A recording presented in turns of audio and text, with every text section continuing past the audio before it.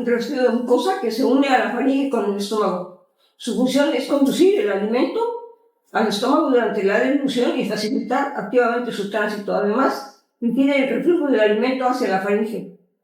Situación y partes. El esófago comienza a la altura del borde inferior del cricoides frente a la sexta vértebra cervical y termina abriéndose en el estómago en el orificio del cardias a nivel del flanco izquierdo de la octava vértebra torácica. En su trayecto descendente recorre la parte inferior del cuello y del tórax y atraviesa el diafragma con el acto esofágico y alcanza el abdomen donde se continúa con el estómago por el cardias. Entonces este trayecto se sitúa por delante de la columna vertebral, si bien a medida que se aproxima al diafragma se va separando de ella, de la columna, ¿no? Según su recorrido se distinguen 4 porciones: cervical, torácica y diafragmática. En el mediastino superior se sitúa por detrás de la tráquea y por delante de la columna vertebral. El flanco izquierdo es cruzado por el callado de la aorta que lo desplaza hacia la derecha y el flanco derecho está cruzado por el callado de la vena ácidos.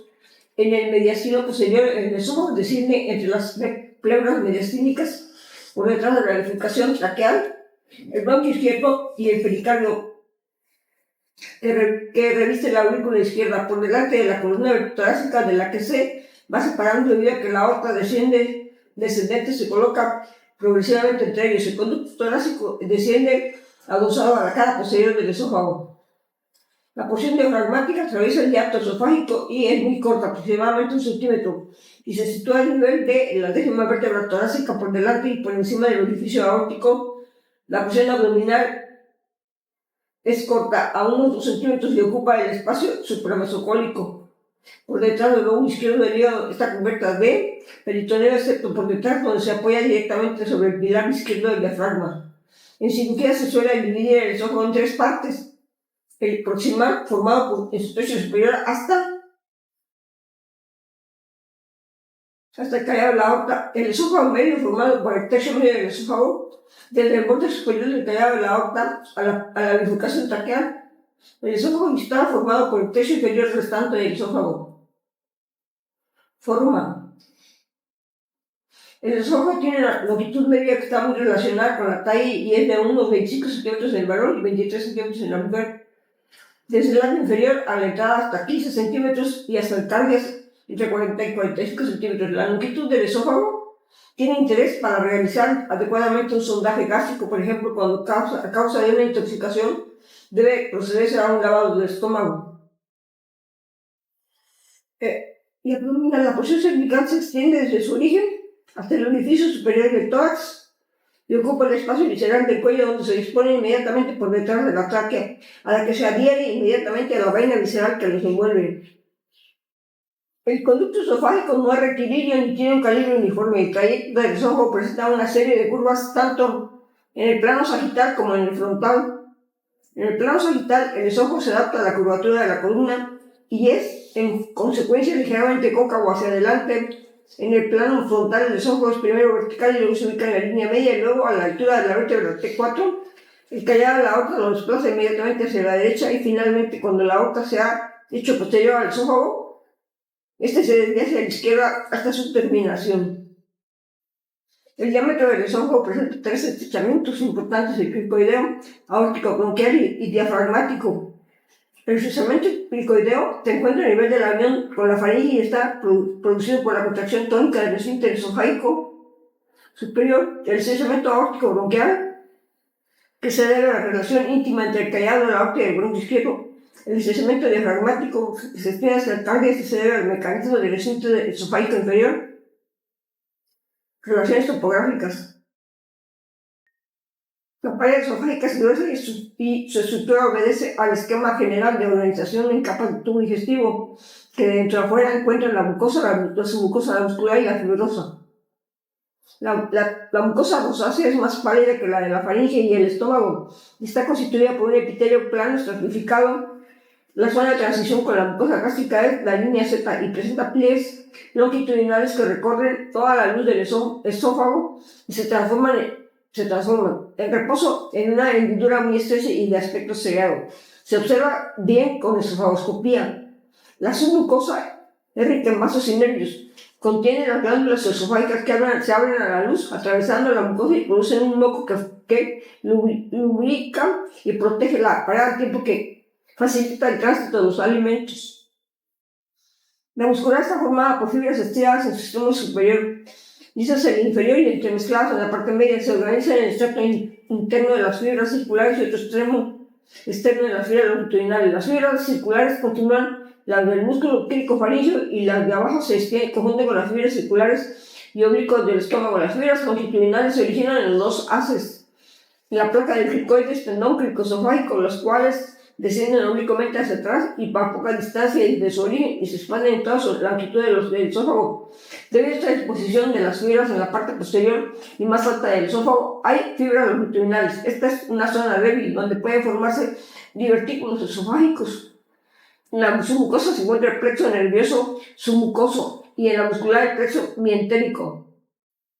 Las fibras musculares de la región son sensibles a factores estimulantes e inhibidores diferentes del resto de la musculatura esofágica que están bajo el control del sistema nervioso entérico. El tono miógeno intrínseco del esfínter está regulado por factores neurógenos y hormonales. Los neurotransmisores adrenérgicos alfa estimulan el esfínter y el vago puede. El esfínter esofágico inferior o gasoesofágico puede definirse como un complejo morfofuncional que ocupa las porciones diafragmática y abdominal del esófago y que mantiene cerrado gracias a la contracción tónica.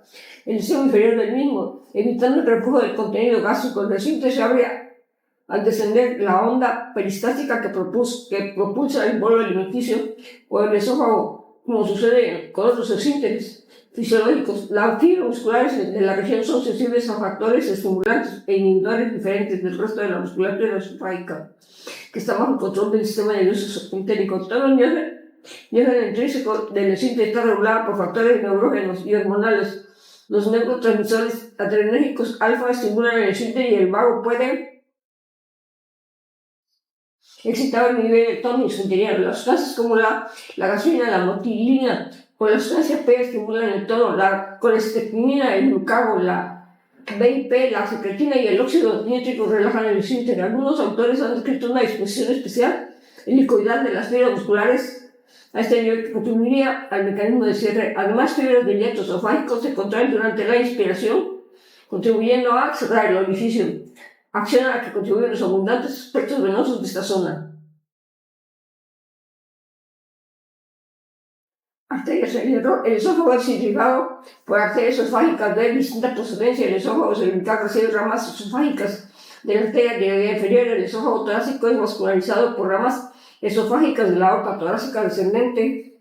Las arterias bronquiales, el esófago diafragmático y abdominal reciben ramas de la arteria gástrica izquierda y la frénica inferior. En la pared del estómago, el esófago, las arterias se dividen longitudinalmente en T formando un plexo intramural. Venas. Los plexos venosos intramurales submucoso y periesofágico drenan en diferentes venas. La porción cervical drena las venas tiroideas inferiores. La sangre de la presión torácica es recogida por las venas del sistema ácidos. La porción inferior del esófago drena las venas gástrico y la vena gástrica izquierda. Dado que la gástrica izquierda es tributaria de la vena porta, esta zona del esófago es un lugar importante de anastomosis por tocabas. Los plexos venosos de esta porción inferior forman una especie de almohadillado que protege a los esfínteres linfáticos. La linfa en los plexos intramurales esofágicos es drenada a los numerosos grupos ganglionares. La porción cervical drena los ganglios cervicales profundos y paratraqueales. La porción torácica drena los ganglios mediastínicos posteriores y en el conjunto de los ganglios postganglionares paratraqueales. La porción abdominal drena los ganglios gástricos izquierdos.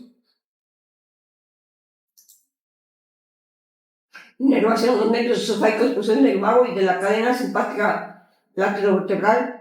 Inervación parasimpática. Las fibras periganglionares originadas en el núcleo dorsal del vago alcanzan el esófago mediante el plexo esofágico del vago, excepto la porción cervical donde llegan al nervio recurrente y establecen sinapsis con neuronas postganglionares de los plexos entéricos. Fibras postganglionares muy cortas inervan la musculatura de las glándulas esofágicas. La lesión de los nervios recurrentes afecta la dinámica del esfínter esofágico superior y la motilidad del esfínter cervical, del esófago cervical. Inervación simpática. Las fibras postganglionares del labio cervical inferior se incorporan al plexo de la arteria tiroidea inferior para alcanzar el ojo cervical. Las fibras de la cadena torácica alcanzan directamente o mediante los nervios esplánicos mayores o los presos que rodean las arterias gástricas izquierdas y frénica izquierda. Las porciones torácicas y abdominal inervan los vasos esofágicos. Las fibras aferentes sensitivas viajan por el vago y el simpático y penetran los 4 primeros segmentos de la médula espinal. Se produce un reflejo de distensión de la pared por el alimento que provoca peristaltismo para hacerlo progresar. Morfodinámica de la deglución. La deglución es el tránsito del alimento desde la boca hasta el estómago, pasando por la orofaringe, la laringofaringe y el esófago. Es una determinada fase del proceso que interfiere con la respiración por la que deben desarrollar complejos mecanismos que impiden el paso del alimento a la vía respiratoria. Se distinguen 3 fases: la bucal, la faringe y esofágica. La fase bucal voluntaria está realizada por los movimientos de la lengua. Cuando los receptores linguales y bucales notan que el bolo alimenticio está preparado, la lengua se eleva comprimiendo el bolo contra el paladar óseo al tiempo que se desplaza hacia atrás. Este movimiento empuja el bolo alimenticio hacia la faringe y le hace atravesar el istmo de las fauces. La fase faringe es involuntaria, guiada por mecanismos reflejos, dura menos de 2 segundos y en su transcurso se interrumpe la respiración. En esta etapa del bolo alimenticio, la fase faringe es involuntaria, guiada por mecanismos reflejos, dura menos de 2 segundos y en su transcurso se interrumpe la respiración. En esta etapa del bolo alimenticio tiene que atravesar la orofaringe y la laringofaringe para alcanzar el esófago. El mecanismo reflejo se pone en marcha en una cascada de mecanismos para impedir que el alimento retorne a la boca, que pase a las fosas nasales y que penetre a la laringe, penetrando, bloqueando la vía respiratoria y provocando la asfixia. El retorno a la boca se bloquea porque el istmo de las fauces se cierra a modo de cortinillas por contracción de los músculos palatoglosos. El paso del alimento a las fosas nasales es impedido porque la comunicación con la nasofaringe se cierra. 3 mecanismos hacen posible la elevación del velo del paladar, el estrechamiento del istmo nasofaringeo por la mencionada contracción de los palatofaringes y finalmente la contracción del consistor superior que ayuda a completar el cierre. La risa refleja este complejo muscular y provoca el paso del alimento a las fosas nasales. La penetración del bolo alimenticio de la laringe se evita por el ascenso a la laringe y el cierre del vestíbulo laringeo. El mecanismo fundamental de la elevación de la laringe ocurre por el hueso ioides, asciende por la contracción de los músculos diafragma bucal, músculos supraioideos, los cuales toman punto fijo en la mandíbula. Por eso es imposible diluir con la boca abierta, puesto que la mandíbula debe estar en posición de cierre.